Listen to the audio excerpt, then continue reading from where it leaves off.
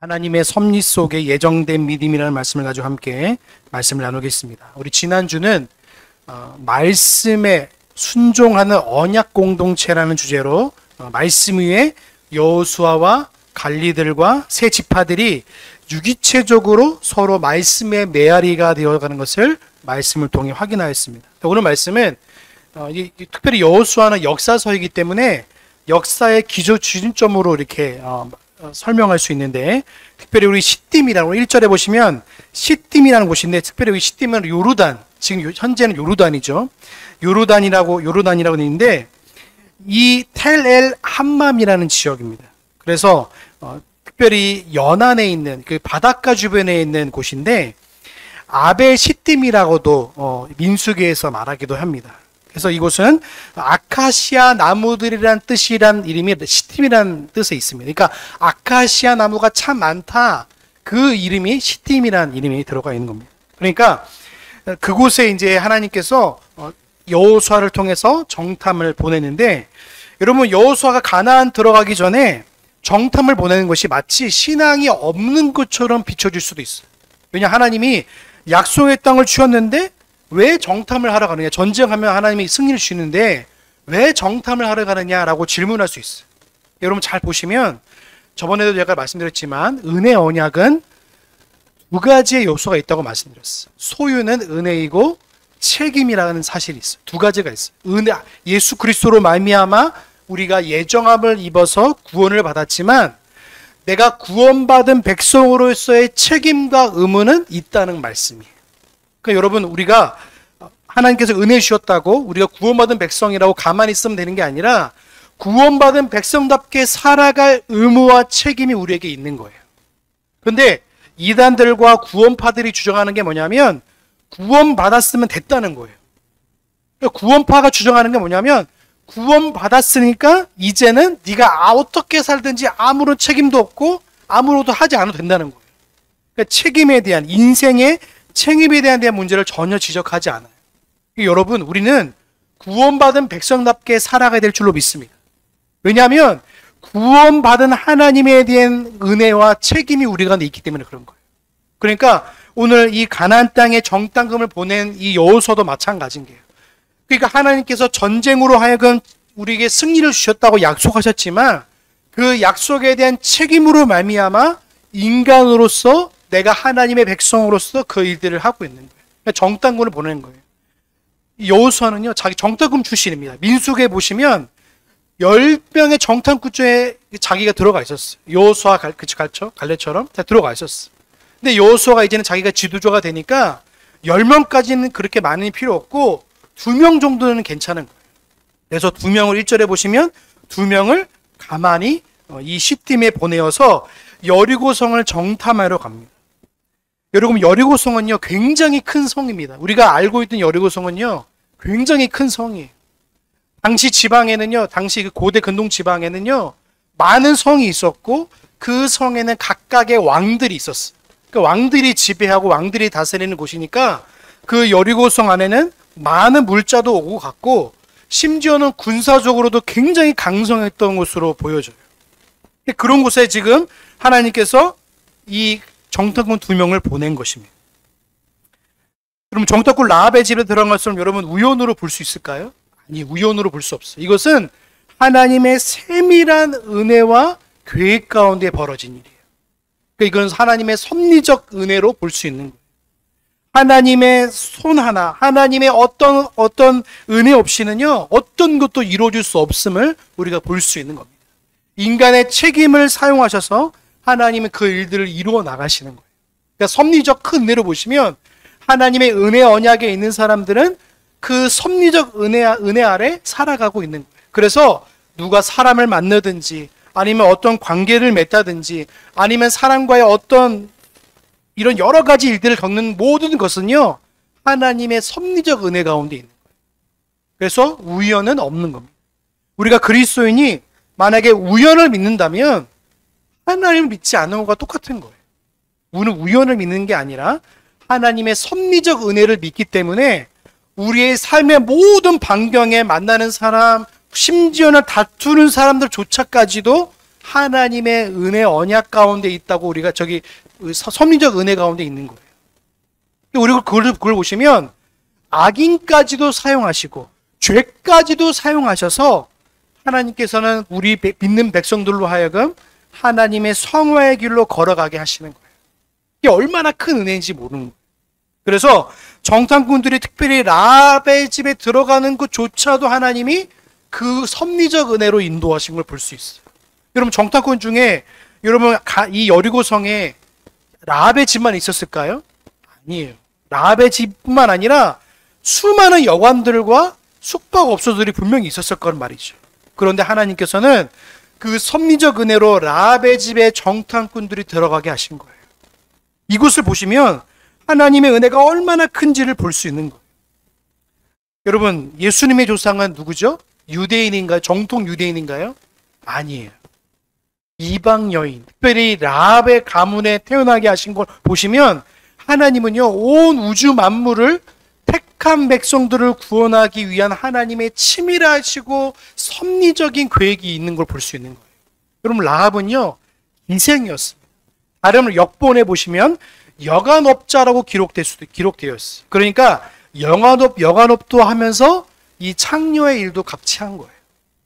그러니까 이 두 가지를 하면서 생기를 이어나갔는데, 특별히 보시면 1절에 보시면 가만히 들어왔는데 라합이 하는 기생이 거기 유숙하더니라고 말하고 있는. 그러니까 거기 집에 유숙하면서 지금 이 여리고에 있는 이제 정탐하러 갔으니까 여리고가 어떤 지형에 있는지, 사람이 몇 명이 있는지, 군사는 어디 배치되어 있는지를 유심하게 지켜보려고 지금 들어가게 된 거예요. 여러분, 지금 여러분이 지금 이 주일날 예배에 온 것조차도 하나님의 섭리적 은혜인 줄로 믿습니다. 우연은 없는 거예요. 하나님이 때가 되어서 아니면 여러 가지 상황을 통해서 하나님이 만나게 하신 거예요. 저도 참 놀란 게 뭐냐면 한 주간에 만나는 사람들을 보시면 하나님이 꼭 연락이 오거나 아니면 만나는 사람을 보시면 필요해서 하나님이 꼭 연락을 하게 하시거나 만나게 하셨어요. 자, 이름을 다 말씀드릴 수 없지만 제가 어느 권사님에게 실수로 전화를 했는데 그 실수로 한 전화가 하나님의 은혜의 도구로 또 쓰여질 때도 있는 거예요. 그러니까 이거를 보시면 하나님은 실수조차도 그것을 사용하신 걸 볼 수 있는 거예요. 우리 인간의 입장에 보시면 실수인데 하나님의 입장에 보면 하나님의 은혜의 통로가 되는 겁니다. 그러니까 여러분, 우리가 인생을 살다 보면 그런 일들을 많이 겪게 되는 거예요. 그러니까 라합이라는 이 여인을 통해서 하나님이 그 신부는 기생이고 여가머니였지만 그 인생 속에서 하나님이 치밀하게 세밀하게 역사하시는 하나님의 구원의 은혜가 있는 거예요. 이방 여인이라고 구원의 은혜가 없는 게 아니라 하나님의 구원의 은혜를 하나님이 허락하신 걸 볼 수 있는 거예요. 우리 2절을 같이 볼까요? 우리 2절 같이 보겠습니다. 시작. 이 밤에 이스라엘 자손 몇 사람이 땅을, 고고학자들이 발견해 요르단의 테렐 아마나 서신을 보아도 가나안에는 여러 가지 도시국가가 있었습니다. 아까 제가 말씀드렸죠.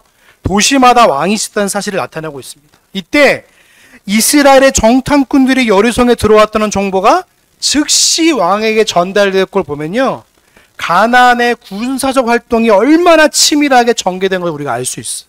그뿐만 아니라 사실 일찍이 모세의 지도 아래 가나안을 정탐한 보고에 의하면 이스라엘의 힘으로는 그 족속을 감당할 수 없는 처지였어요.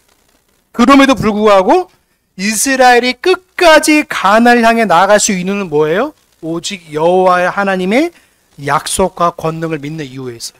우리도 마찬가지입니다. 세상을 이길 수 있는 힘이 있나요? 없어요. 그런데 그럼에도 불구하고 우리를 택한 백성으로 세상에 보내신 것은 믿는 백성으로서 너희가 바라보아야 할 정확한 목적지와 대상이 있음을 말씀하고 있는 거예요. 우리는 하나님을 바라보고 이 땅을 살아가는 백성인 줄로 믿습니다. 그래서 오늘 정탐꾼들이 지금 이 2절에 보시면 이 밤에 이스라엘 몇 사람이 탐지하러 왔음을 보고 있는데 왜 이 장면을 보게끔 하셨을까요?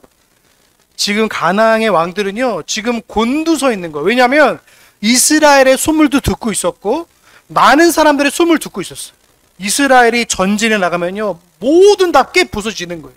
그러니까 가나안 땅의 주변에 있는 백성들이 지금 굉장히 예민해 있는 상태인 거예요. 그러니까 지금 보고자들이 지금 여리고 왕에게 즉각적으로 지금 보고하고 있어요. 지금 이스라엘 사람들 몇 사람이 지금 들어왔습니다라고 지금 보고하고 있는 거예요. 3절에 이렇게 말합니다. 3절 같이 볼까요? 시작. 여리고 왕이 라합에게 기별하여 가로되 내게로 와서 내 집에 들어간 사람을 끌어내려가 그들이 온 땅을 탐지하러. 이거는 라합에게 전달된 왕의 명령이었습니다. 여러분, 당시 지금 우리 지금 시대 때도 지금 만약에 대통령이 여러분에게 편지를 하거나 전화를 하면 여러분 어떻겠어요? 막 가슴이 막 떨리겠죠. 막 갑자기 왜 이재명 대통령이 나에게 전화를 했는지 막 그러잖아요.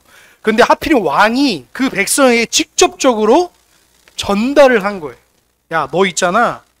내 집에 들어간 사람들이 있는데 그 사람을 끌어내라. 이 사람이 우리를 죽이러 온 정탐꾼들이라 이렇게 말하고 있는 거예요. 여러분, 왕의 명령을 거부할 수 있는 이유는요, 그 안에 믿음이 있었기 때문에. 나중에 이제 다음 주에 살펴볼 수 알겠지만 라합이 2장 11절에 고백을 합니다. 같이 한번 읽어볼까요? 지금 이제 다음 주에 읽어보겠지만 같이 보겠습니다. 시작. 우리가 듣자 곧 마음이 녹았고 너희 영고로 사람이 정신을 잃어나니 너희 하나님 여호와는 상천하지의 하나님이시라. 하나님을 알고 있었어. 그 무엇이냐면 하나님에 대한 소망이 이 라합에게 있었던 거예요. 그런데 이 라합이 믿음을 가질 수 있던 이유는 뭐냐면 하나님이 라합을 선택하셨기 때문에.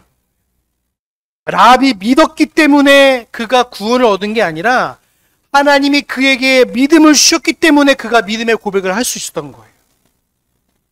여러분, 왕의 명령을 거부할 수 있는 건 쉽지 않습니다. 죽음을 각오할 수 있는 거예요. 죽음이 없다면, 죽음을 각오하지 않으면 절대 할 수 없는 일인 거예요. 마치 모세가 태어나서 그 유모가 모세 아이를 3개월 동안 숨겼는데 더 이상 숨길 수 없는 거예요. 그런데 유모들은 자기의 목숨을 다해서 이 모세를 숨겼어요. 왕의 명령을 거부한 채. 그래서 하나님께서 유모들에게 하나님의 은혜를 내리셨다는 것을 성경 출애굽기에 나와 있는 말씀.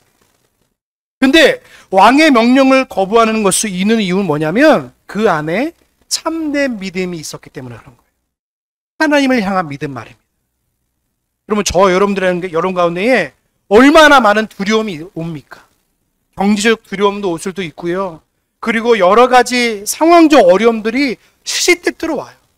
근데 그 어려움만 바라보게 되거나 아니면 여러분의 가지고 있는 질병이 혹은 있으면 질병만 바라보게 되면 얼마나 두려움과 공포와 염려가 올 수밖에 없습니다. 그런데 라합은 지금 그 왕의 명령을 듣고 있음에도 불구하고 전혀 그 왕의 명령을 들을 생각하지 않아요. 여러분, 권부 10년이라는 한자어가 있습니다. 이게 무슨 말이냐면 권력은 10년을 가지 못한다는 사자성어예요. 아무리 사람의 권세가 높다 한들 하나님의 권세 아래에 있다면 아무것도 할 수 없는 거예요. 하나님은 모든 권세의 주관자이시기에 그걸 이끌어 가시는 거예요. 심지어는 지금 이 대한민국을 봐도 마찬가지. 하나님께서는 그 왕들을 통해서 하나님이 그 위정자들을 세워서 그 백성들을 징계의 도구로 사용하시기도 하고 하나님의 심판의 도구로 사용하시기도 하시는 거예요. 그래서 우리는 그 일들을 보면서 우리가 하나님의 뜻을 조금이라도 발견할 수 있는 거예요. 여러분, 사람의 권세는 잠깐 부는 바람과 같습니다. 여러분, 바람 아시죠? 바람이 싹 불면 시원하지만 바람이 싹 걷어가면 덥잖아요. 근데 오늘 여름 보시면 더운 바람이 불기도 하지만 여러분의 인생 가운데 어떤 바람이 올 때도 있어요. 그게 심판의 바람이 될 수도 있고 이게 어려움의 바람이 될 수도 있어요. 근데 그 바람은 영원히 머무르지 않다는 거예요. 그거는 지나갑니다. 여러분, 우리 인생 속에도 그러한데 오늘 이 라합이라는 인생 속에서 이 왕이라는 권세의 바람이 불 때 라합의 마음이 처음에 어떻겠습니까?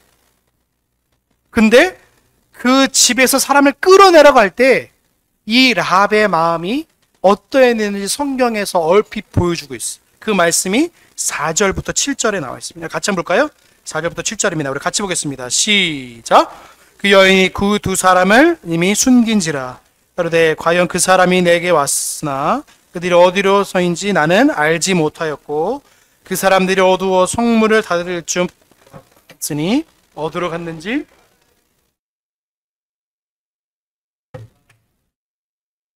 식상이 그들을 끌고 지방에 올라가서 그 지붕에 버려놓은 3대 숨겼더라.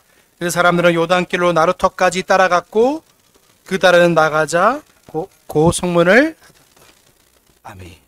여러분 4절에 보시면 그 여인의 믿음의 행동들이 나타나는 거예요. 왕의 명령을 철저하게 거부하는 내용이 나옵니다. 뭐죠? 그 두 사람을 숨긴 거예요. 내가 이 사람을 보호하겠다는 말이에요. 내가 이 사람들을 하나님의 사람으로 대접하겠다는 말입니다. 여러분 이 믿음의 행동 가운데는 뭐가 있냐면 하나님의 중생된 하나님의 은혜가 이미 그 가운데 있는 거예요. 아, 내가 하나님을 믿고 내가 하나님을 두려워하고 있다는 사실을 이미 그 안에 담고 있는 거예요. 여러분 요즘에 많은 교회들이 하나님을 두려워하는 것을 자꾸 잃어갑니다. 하나님을 두려워하지 않고 예배한 하나님이 뭐냐면 이 경외하라는 뜻 안에는요, 이 헬라어 안에 뜻 안에 어떤 뜻이 있냐면 두려움과 사랑함이라는 뜻이 같이 들어가 있어요. 그러니까 예배할 때 두려움과 사랑함으로 예배하는 사람들이 없다는 거예요. 여러분 우리가 예배할 때에 예배의 그 두려움과 사랑의 마음을 가지고 예배하는 저와 여러분 되시길 주님의 이름으로 소망합니다. 그래서 10계명, 2계명에서 우상 숭배하지 말라는 내용 중에 예배 방법에 대해서 나오고 있는 거예요. 너는 예배를 이렇게 드려라 라고 나와 있는 거예요. 3계명은 뭐냐면 예배의 태도예요. 하나님의 이름을 함부로 부르지 말라는 겁니다. 그러니까 우리는 예배의 대상, 예배의 방법, 예배의 태도, 예배의 날, 그것이 바로 10계명에 기록되어 있는 1, 2, 3, 4계명의 내용이에요. 여러분 예배에 대해서 하나님이 왜 집중하고 왜 그렇게 말씀하시냐면 하나님 앞에 드려지기 때문에 그런 거예요. 믿는 백성들의 마음속에는요, 하나님에 대한 두려움과 경외함으로 예배하라는 그 귀한 마음이 담겨져 있는 거예요. 그래서 예배할 때 딴 생각을 하거나 아니면 졸거나 이러면 하나님을 경외하지 않은 채 예배하는 거 똑같은 거예요. 여러분 하나님을 경외하며 예배하는 저와 여러분 되시길 주님의 이름으로 소망합니다. 그럴 때 어떤 마음의 태도가 나오냐면 당장 앞에 왕의 명령이 내게 칼이 앞에 왔다 할지라도 지금 라합의 태도를 보시면 그 믿음의 행동들이 나온 걸 볼 수 있는 거예요. 지금 그 두 사람을 숨기고 그 두 사람이 내게 왔지만 그 사람이 어디 있는지 모른다고 지금 거짓되게 고백하고 있는 거예요. 왜요? 하나님이 그 인생 속에 더 중요하기 때문에 그런 거예요. 그래서 여러분 우리가 9계명에 보시면 뭐죠? 내 이웃에 대해 거짓 증거하지 말라죠. 그래서 이 9계명의 계명보다도 하나님에 대한 계명이 상위 계명이기 때문에 하나님을 경외하는 사람들은 이 거짓말하지 말라는 것을 부득이함으로 할 수 있는 거예요. 그래서 부득이함으로 매일 거짓말하지 말라는 게 아니라 신앙적인 내용이 있으면 이 내용은 거짓되게 할 수도 있다는 걸 말하고 있는 거예요. 그래서 지금 라합은 하나님에 대한 경외함과 사랑하는 마음으로 지금 이 두 정탐꾼들을 숨겨 있는 거예요. 하나님의 섭리적 은혜가 모든 만물에 미치고 있던 걸 볼 수 있으면 그걸 믿음으로 고백하는 사람들은요, 그것이 어떤 상황 가운데 내가 받을 수 있는 거예요. 그래서 지금 라합은 두 사람이 지금 왔고 이 두 사람을 지금 왕에게 내놓으면요, 포상금뿐만 아니라 자기 인생이 달라질 수도 있었어요. 왜요?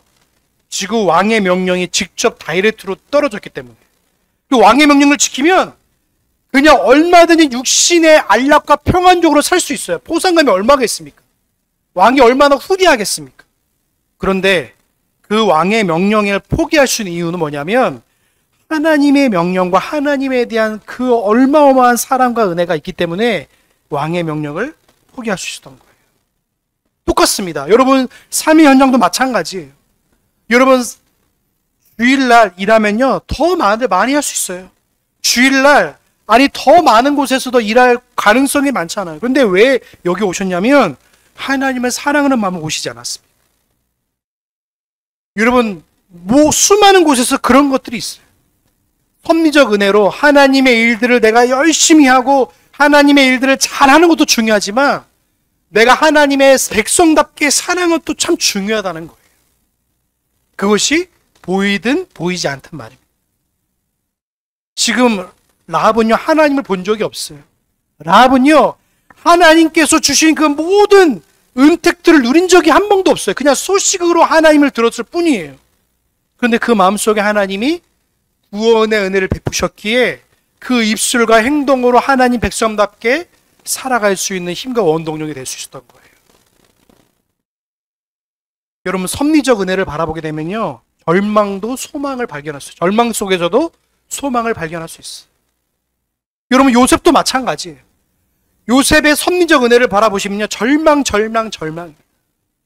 그 사랑받는 아들이 이 애굽으로 이집트로 팔려가고 그 형들로 배신당하고 그리고 가장 밑바닥에서 노예로 일할 때 얼마나 많은 절망을 경험했겠습니까? 그런데 하나님이 그 절망도 하나님이 사용하신 거예요. 그 슬픔도 사용하시고 그 배신이란 마음까지도 하나님이 그거 사용하신 거예요. 그래서 하나님은 섭리적 은혜로 보시면요 하나님이 죄도 도구로 사용하실 수 있는 참 놀랍지 않습니까? 교회는요 죄를 멀리하라고 우리가 죄를 멀리하고 당연하죠. 그렇죠? 근데 하나님은요 죄도 도구로 사용하시고 악도 도구로 사용하세요. 심지어는 사단도 도구로 사용하시는 분이세요. 그래서 욥을 하나님께서 사단의 도구로 이렇게 사용하셔서 욥을 연단해 나가시는 걸 볼 수 있는 거예요. 우리가 삶의 전체적인 모습을 보시면요 하나님의 섭리를 단순히 교회로 한정되어서 기어나갈 수 없는 거예요.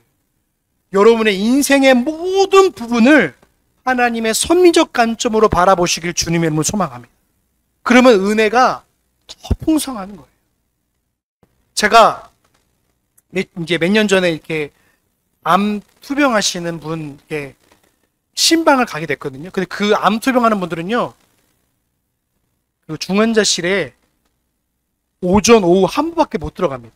그것도 가족밖에 못 들어가요. 그런데 그러니까 담당 교구 목사니까 들어갈 수 있었는데, 들어갔는데 제가 어떤 걸 느꼈냐면, 진짜 이분이 신앙인이라는 사실을 이 어려움 속에서도 확인할 수 있는 게 뭐냐면, 그분이 그러시더라고요. 이 병을 주신 하나님께 감사합니다. 여러분, 이 고백을 할 수 있나요? 이 병을 주신 하나님께 감사합니다. 그런 의미도 있죠. 빨리 갈 수 있어. 하나님 나라에 빨리 갈 수 있다. 그런 의미도 있는데, 지금 그분은 막 보니까 손발에 다 바늘 자국이 다 바늘이고, 옆에 보면 닌겔 얼마나 이게 치료 장비들부터 해가지고 이 사람을 살리려고 다 장비들이 돌아가고 있고 수액들이 돌아가고 있는 걸 보면서도 이분이 하는 고백은 그런 거예요. 하나님이 나에게 주신 병에 감사합니다, 목사님. 그러면서 눈물 흘리는 게 아니라 우한하게 웃으시면서 하나님이 나에게 주신 은혜 때문에 내 주변에 있는 가족들이 주님을 믿게 되었습니다. 여러분, 이게 얼마나 큰 고백입니까? 섭리적 은혜가 이런 거예요. 심지어는 자기의 온 그 절망적인 병 앞에서도 하나님을 찬송할 수 있는 거예요. 왜요? 그것이 하나님께로부터 왔음을 고백할 수 있었기 때문에 그런 거예요. 근데 우리는 병이나 어려움이나 고난이나 슬픔을 다 배타적으로 다 튕겨내요. 이거는 나에게 그냥 절망이야. 나에게 그냥 슬픔이야. 나에게 단지 온 그냥 고난 중에 하나야라고 보시지 하나님이 주신 것이라 전혀 바라보지 않아요. 그러니까 어떻습니까? 자꾸 그 상황에 대해 절망하고 자꾸 낙담하게 되는 거예요. 여러분, 섭리적 은혜는요, 여러분의 어느 곳에 가든지 미치는 줄로 믿습니다. 그래서 다윗이 고백합니다. 내가 하나님께서 새벽 날개를 치며 내가 저 땅의 끝에 걸지라도 하나님 그곳 가운데 거하신다고. 그리고 요나가 저 끝에 스페인 땅으로 다시스로 가는 배를 타고 저 끝에 갈지라도 하나님 그곳 가운데 임하시고 함께 하신다는 사실을, 하나님이 역사하지 않는 곳은 없는 줄로 믿습니다. 그래서 여러분의 인생 속에서 라합이 지금 이런 결단과 이런 믿음의 고백을 할 수 있었던 이유는 바로 이러한 일을 바라보기 때문에 그런 거예요. 나에게 왜 정탐꾼이 왔을까? 이것은 하나님의 정탐꾼을 숨겨주신 하나님의 사인이라는 사실을 그가 알 수 있었던 것은 그가 소식으로도 하나님을 경외하고 하나님을 바라봤기 때문에 그런 거예요. 여러분, 주님의 사인은 얼마든지 옵니다. 그것이 슬픔의 굴레, 슬픔이라는 곳으로 올 때도 있고요. 기쁨의 곳으로 올 때도 있고요. 많은 생사화복이라는 많은 이런 곳으로 올 때도 있어요. 근데 그것이 올 때 우리는 어떠한 곳으로 그걸 받아들이냐면, 오늘 이 라합이라는 사람을 통해서 하나님이 역사하셨고 인도한 것처럼 여러분들이 이 믿음의 결단을 하시길 주님의 이름으로 소망합니다. 내가 하는 게 아니라 믿음을 주신 하나님 앞에 내가 믿음의 결단을 하는 거예요. 그것이 어떤 상황 가운데도 말이죠. 여러분, 성경의 많은 인물들은 섭리적 관점으로 바라보게 되면요, 그 은혜가 더 클 수밖에 없는 거예요. 여러분, 절망을 당한 사람들, 고통을 당한 사람들의 훗날을 보시면 그 고통을 주신 하나님을 원망하고 절망하는 게 아니라 고통을 주시고 절망을 주신 하나님 앞에 하나님을 찬송하는 것까지 나오는 게 되는 거예요. 그래서 다윗이 밧세바를 범한 사건조차도 하나님의 섭리적 관점으로 바라볼 수 있는 거예요. 다윗은 그가 욕망으로 그것을 범한다 할지라도 하나님의 섭리적 은혜를 통하여서 그걸 통해서 하나님의 그 자비하심과 인도하심을 깨닫게 하시는 은혜가 있는 거예요. 그래서 오늘 시편 찬송으로 고백한 시편 51편에 보시면 다윗의 절절한 고백이 나오는 거예요. 그 밧세바 사건이 없었다면요, 다윗이 마지막 날까지, 그가 숨을 거두는 날까지 하나님을 경외하는 사람으로 살아갈 수 없었던 거예요. 왜요? 하나님은 악을 선으로 바꾸는 분이시기 때문에 그런 거예요. 그래서 여러분의 모든 삶 속에서 죄를 범하라는 게 아니라 하나님은 그 죄악조차도 섭리적으로 그걸 인도하시고 다스려 나간다는 사실인 거예요. 라합이 이스라엘 정탐꾼을 숨겨놓고 그들을 잡으러 온 사람들에게 이렇게 말합니다. 그 사람들이 어두워 성문을 닫을 때쯤 나갔으니 어디로 갔는지 알지 못하되 급히 따라가면 그리로 그들에게 미치리라, 이렇게 하였습니다. 여러분에게 신앙의 많은 두려운 요소들과 어려운 요소들이 올 수도 있어요. 항상 와요, 항상. 한 번 건너서 오는 게 아니라 다다다 올 수도 있어요. 그럴 때 여러분 어떤 선택을 하시겠습니까? 어떤 결단을 하시겠습니까? 집이 어려우니까, 아니면 여러 가지 상황이 어려우니까 내 신앙을 잠깐 뒤로 미루겠습니까? 아니면 신앙을 먼저 내세우시면서 그 일들을 바라보시겠습니까? 저와 여러분들은 섭리적 관점으로 모든 상황과 형편을 바라보셔야 될 줄로 믿습니다. 그게 믿는 사람들의 삶의 태도예요. 그래서 하나님이 우리에게 이러한 것을 주셨어. 그래서 슬픔조차도 하나님께서 주신 것이라 믿으면 그 슬픔을 끌어안을 수 있어요. 물론 힘들 수 있습니다. 어려울 수 있어요. 그래서 저희 가정 가운데에 하나님의 섭리적 감초를 보시면 왜 이 첫째 아이를 하나님의 품으로 돌아가는지를 제가 이 설교를 준비해서 곰곰이 묵상해 보니까 하나님의 큰 은혜가 있더라고요. 이 어려움을 감싸 안으면요, 하나님께서 주신 하나님 주신 그 모든 영혼들을 감싸지 않은 게 없더라고요. 안을 수 있겠더라고요. 죽음을 안을 수 있으면요, 모든 걸 안을 수 있습니다.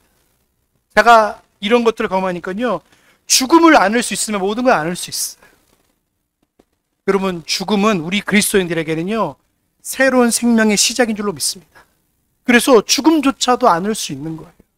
세상 사람들은 죽음을 피하기 위해서 온갖 영양제들을 먹고 운동하고 다이어트하고 뭐 그렇지만 우리 믿는 사람들에게는 죽음은 단순히 거쳐야 할 한 과정일 뿐이라는 거예요. 왜요? 천국을 향한 한 관문이기 때문에 그런 거예요. 여러분, 믿는 사람들은 이거를 바라봐야 될 줄 있습니다.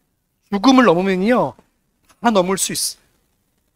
근데 우리는 죽음이란 단계를 두려워하기 때문에 거기서 계속 머무르는 거예요. 죽지 않으려고 그러는 거예요.